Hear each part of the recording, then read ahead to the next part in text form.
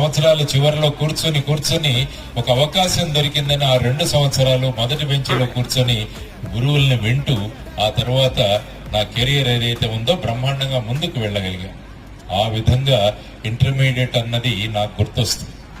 ఆ తర్వాత ఇంటర్మీడియట్ లో ఏ బ్రాంచ్ తీసుకోవాలి, ఏది తీసుకోవాలి, ఎంపీసీ తీసుకోవాలా, బైపీసీ తీసుకోవాలా, సిఈసీ తీసుకోవాలా, హెచ్ఎస్సి తీసుకోవాలా అని రకరకాలుగా అప్పుడు చర్చలు జరిగాయి.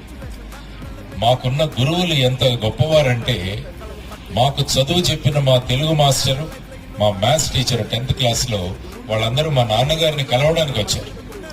వచ్చి మీ అబ్బాయికి లీడర్షిప్ క్వాలిటీస్ ఉన్నాయి కాబట్టి ఖచ్చితంగా ఈ అబ్బాయి సివిల్ సర్వీసెస్ కు వెళ్ళాలి, కాబట్టి సివిల్ సర్వీసెస్ కు వెళ్ళాలంటే ఈ అబ్బాయిని ఆర్ట్స్ గ్రూప్ లో జాయిన్ చేయించండి, ఎందుకంటే 2 సంవత్సరాల తర్వాత 3 సంవత్సరాల డిగ్రీ చేస్తే త్వరగా సివిల్ సర్వీసెస్ కు వెళ్ళడానికి అవకాశం ఉంటుందని మా